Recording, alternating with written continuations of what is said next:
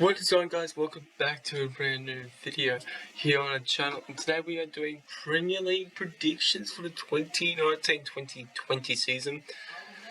It's going to be a pretty exciting season what's coming up in the Premier League, with three new promoted teams: Sheffield United, Norwich and Aston Villa. Which teams have I been putting above expectations?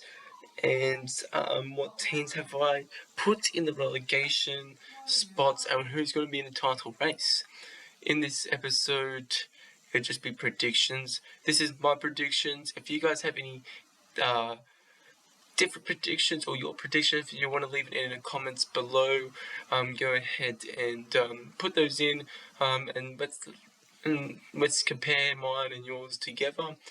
And if you have any different insight to these predictions, also leave in a comment. Also like and hit the subscribe button to see more of these prediction videos. If I do get some good views and likes, I will do probably more predictions, and maybe keep on doing this style of predictions like what I'm doing with this power slide or presentation.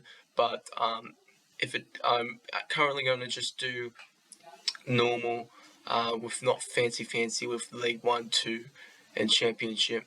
But let's go ahead and start this off with the first relegation side, and it will be Brighton. I don't know about them. They struggled the last season in the back end. If that's going to keep on going, I reckon they'd be in relegation. 20th might be a little bit too low for them, maybe 18th, 19th, but I put them in 20th. Bruno going, knockout on loan, potential to be a buy for Fulham. You know, it could be challenging times for Brighton. Trossard and Clark, the only two currently recording this on the Monday 29th of July. New manager Graham Potter, who's been from Swansea. Has he done enough to be in Premier League standard from Swansea? Possibly, but I don't think they've got the right recruitment, and struggling last season on form based. I reckon they'd be going down. If they do go down, I think Matt Ryan will leave the club as well, and some other players as well leaving the club, because if they go down, they might not be able to go back up again. So yeah, Brighton at 20th, right there. In 19th, I've gone with Sheffield United. I've highlighted Dean Henderson as the biggest signing for them, because I think if they've got any chance of getting out of the relegation zone, it's going to be Henderson. He did really well last season. The games what I watched on TV over in Australia. So that's why I've highlighted him. Musek could be a good signing. He's got decent potential. Musek, see how he goes.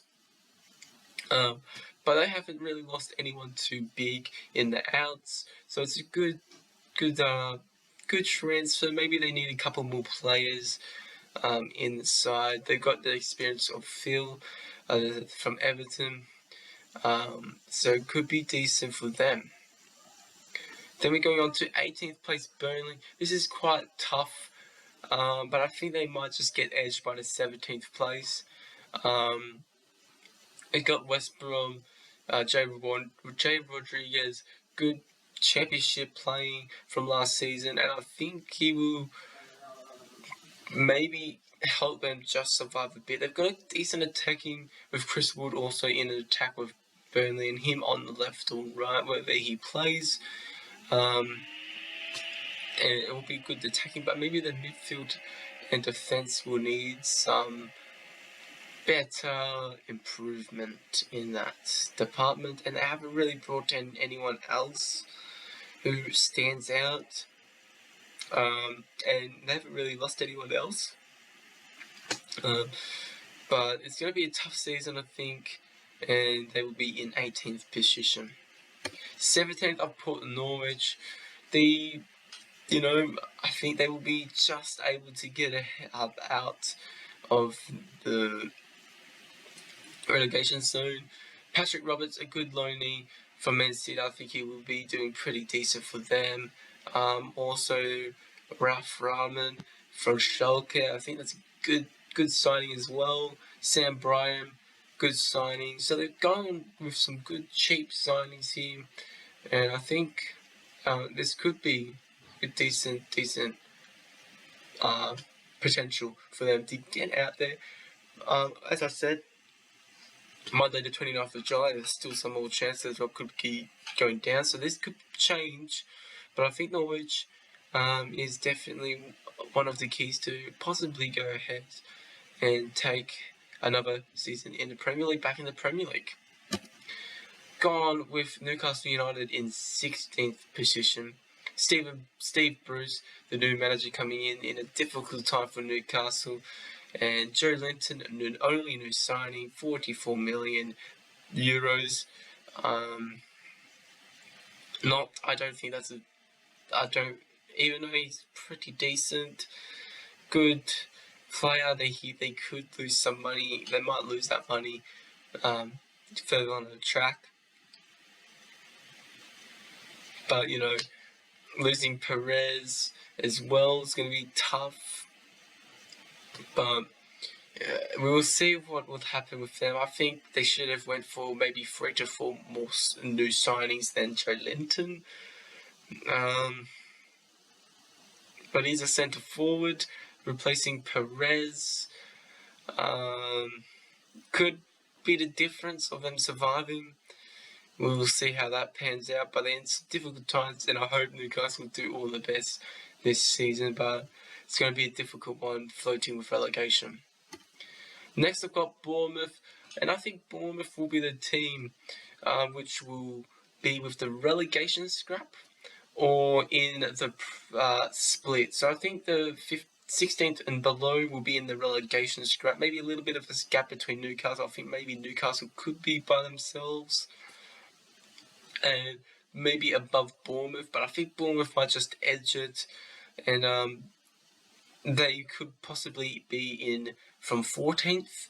I'm predicting a little split between that, so Bournemouth could be in a relegation scrap as well, and there'll be a little split between 14th. But they've done pretty decent. They've lost Mings and Musset. Mings obviously on loan, back with Aston Villa last season, not a big loss. But Musset could have been a little bit more potential with him by going to Sheffield United. Lloyd Kelly, a good signing for them. Also with Stacey, some right back and a left back to solve their solutions. And we'll see how they will pan out with this and see how they go. But I think Bournemouth will be in a relegation scrap, but maybe get safe in the last match days. We've gone with Aston Villa with 14th position. They haven't lost anyone. Adama, I would say that's a good out. After what I've been watching over in Australia from the TV producer company app, which shows Championship football and possible League 1 and 2 fixtures. And then we also got a company of the sport who shows every single English Premier League game, which is absolute awesome. Love it. Get to watch all the Premier League games, so I'll be giving some good insight to most of the games if I watch them. Well, I will watch at least one per match day. But, time difference as well is going to be tough. But I think it's a good signing with Wesley, Mings, Louise, Matt Targett. They're doing a Fulham, but have they done the perfect? Not like Fulham. The re-signing of El Ghazi is a good signing as well. I think it's a good start for them. And I think all these signings, I think they're going to do much more better what Fulham did with their spending. It looks like they've done it pretty decent, and I think they will go 14th, and maybe that possibly they could be in a relegation scrap with Bournemouth, Newcastle as well, or they could be in by themselves or up in the 13th place as well, catching up with them. But I've gone with Aston Villa in 14th. Maybe a little bit of a risky position for them. We've got Crystal Palace in 13th. This is I'd struggled with Crystal Palace. They could be in the relegation, they could not. If Zaha goes, that will be a big loss for them, and that could possibly put them into some really dark times in the Premier League. This could be the end for them, but I don't think it will be the end. I think they've got enough good players, very fast players as well. They like their African players in this side. And I think they will just have the edge. And again, this could be another relegation scrap team fighting it off. I think there's like a 50-50, 60-40 split in like relegation and that. So I think it's a good signing of AU. Maybe not. You need to perform for them. And Stefan Henderson is a backup goalkeeper, I'm pretty sure. Maybe the first choice actually. But yeah, Sarko going as well, and then the Man United, Aaron Wan-Bissaka going for 55 mil. Will they be using that money to spend some more players? Probably. I expect Rory to maybe buy a couple more with that money. Because if they can get a little bit more, they could be pushing into that safety zone, mid-table, around 10th, if they can get some good signings. But I'll put Crystal Palace in 13th currently at this moment, at the Monday 29th of July. We've gone with Southampton in 12th. This is a team who have got really high expectations in the next couple of years if Ralph does perform like he did with Leipzig. And he started off his first full season with Danny Ings, Che Adams, and Wissama Dejenpo. I think it's a good signings of him there, and I think Southampton could be not a powerhouse, but a very good team, possibly fighting for that 7th place, or possibly fighting for top 4, maybe top 6 place in the next couple of years. Hopefully, that's what I'm thinking, because I'm very good, very big fan of Ralph. Managerial style. I think he's got the capability of taking Southampton to the higher stages in the Premier League. Be excited to see what he can do with them. Watford in 11th. Yeah, I don't think they will have the prettiness in them. They should be safe from relegation. But if we take a look with their 18-year-old signing from Fluminense, 2.5 mil, that is a good signing. Could sell on for more. João Pedro could get some game time as well. So that's a fantastic signing, I would believe so. Not too many outs as well, so good dish of money coming in and out. They pretty much spent 60-40% in ins and outs of cash. So good stuff for them for Watford, but I don't know if they've got the power in them. They've got the same lineup, as you can see. They haven't really lost anyone. But have they got the force to catch up with Wolves, West Ham, Everton doing really well in the signings as well? In 10th position, I've got Leicester. Might be 11th with Watford, but I think Yuri Tillmans will be the biggest signing of the season if he does perform. And Perez also with James Justin, a very good youth coming in. Also, Yuri could sell for a lot more in the future. And, you know, this could be some really good times for Leicester coming in. With Brendan Rodgers, he's done pretty well last season when he came in. Kind of steadied the ship a bit. And with the 3 new signings, I think they could possibly go in the top 10. They will be in the top 10, I think, but maybe a little bit more of a push into Europe. But yeah, 10th, 9th, 8th, and 7th is going to be a big Europe scrap. 9th place will be Everton, I think. Good signing with Gomez.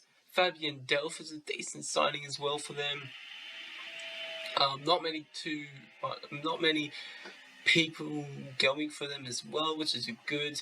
Only Lookman and Vasic, 15 and 18 mil. Some good cash coming into them, and they've used that money to obviously buy the two new signings.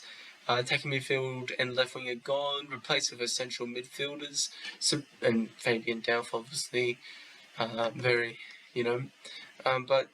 I think they've got a good potential. See how they can go here with Everton. Marco Silva, can he potentially move on and see them go into Europe place? I'll put them not only too shy of it, but I think West Ham and Wolves will be the biggest ones. But who will get that Europe place? And it will be not West Ham. West Ham, I think West Ham and Wolves probably be the only ones fighting out for Europe. I think I've got some real high hopes for them. Roberto coming in, David Martin coming in, obviously two goalkeepers.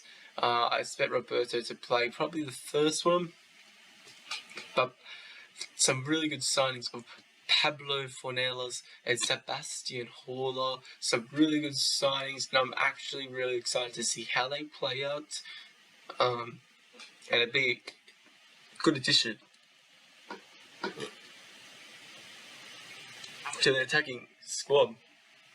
Obviously, Marco has left to the Chinese Super League. Some good cash coming from him, and some more money coming through to them. As you can see, that's 30.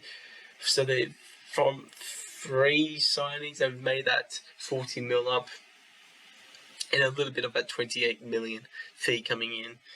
And let's see how they go in the Premier League again for another season. 8th place for them, possibly Europe. I won't sign them out for Europe. I think West Ham and Wolves are probably the only teams who will possibly get into that top 6 battles. Obviously, Wolves, good signing with the new, well, not new signing, but a good signing, full permanent now for Raul Jimenez. Very good, very good.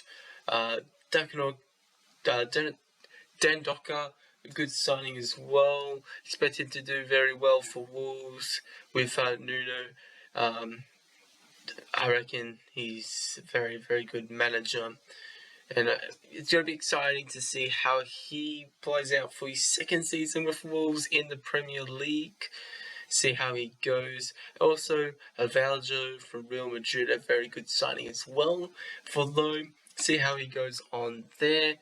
And if it's West Ham not be able to get into that top 6 battle, Wolves, I think, could potentially take on 6 with this team right here. Arsenal, signing young players, but not really doing anything with their top side. Their starting 11, I don't think, with the loss of Ramsey, I think that's a big... Danny Welbeck's gone now. Dennis Suarez gone. It's not looking too pretty for Arsenal, and I think Wolves and West Ham could be sliding into that 6th position, possibly if Arsenal don't really do well. They did lose that Europa League final. Could that hurt them? They lose some couple big names in their side, and this could be a difficult season for Arsenal, I do believe, for them. They will get beat by Chelsea in 5th.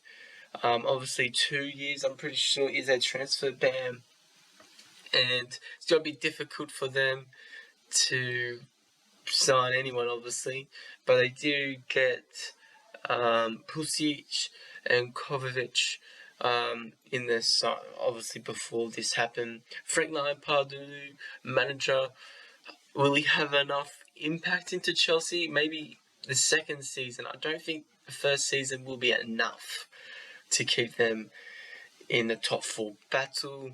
I think they won't go the distance. Eden Hazard, the biggest loss for them, going to Real Madrid. So we see how they go in this. But it will be interesting to see how Chelsea go. But I'm putting them in 5th position. 4th position will be Manchester United. The signing of Daniel James. I've been a little bit. I don't know. I think they maybe overpaid Daniel James a little bit, just tiny bit. But Aaron Wan-Bissaka, very good signing. They've lost Antonio Valencia and Herrera to free transfers, but not too big of a deal. I think Manchester United do need to probably fix their squad a little bit more, but I think it will be a better improvement with a new year, Ollie coming in, Ollie taking over. And I think it'll be a decent result for them. 4th position, but probably not with the top 3. And in the 3rd position will be Tottenham. And I watched the Tottenham and Real Madrid game, and it was a fantastic. When he came on, Ndombele came on and absolutely performed, getting the assist straight away. Fantastic ball. The young kid, Englishman, Jack Clark, with Pochettino.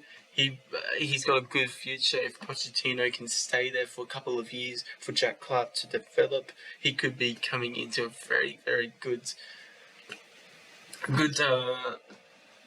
times ahead of Jack Clark. Trippier is the biggest loss for them, obviously, but will they have enough depth in the right back position after he went to Atletico Madrid? Also, Atletico could be getting Eriksen, I believe, and maybe possibly someone else, which I forgot.